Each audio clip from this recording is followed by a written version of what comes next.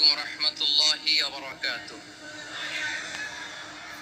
نحمده ونصلي على رسوله الكريم أما بعد فأعوذ بالله من الشيطان الرجيم بسم الله الرحمن الرحيم اليوم أكملت لكم دينكم وأتممت عليكم نعمتي ورضيت لكم الإسلام دينا صدق الله العظيم আপনারা খুব চমৎকার সেমিনারের একটা টপিক নির্ধারণ করেছেন যে আধুনিক যুগে ইসলামিক লাইফস্টাইল।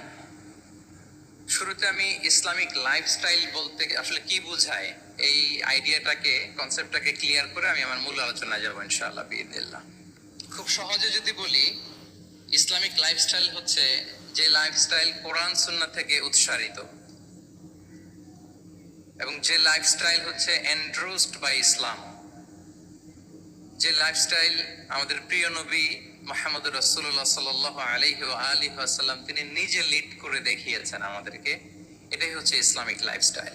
আই রিপিট, যে লাইফস্টাইল কোরআন সুন্নাহ থেকে উৎসারিত, যেই লাইফস্টাইলকে ইসলাম এন্ডোর্সড করে এবং যে লাইফস্টাইল আল্লাহ রাসূল সাল্লাল্লাহু আলাইহি ওয়া আলিহি ওয়াসাল্লাম আমাদেরকে তিনি লিড করে দেখিয়েছেন, এটা একটা কমপ্লিট প্যাকেজ,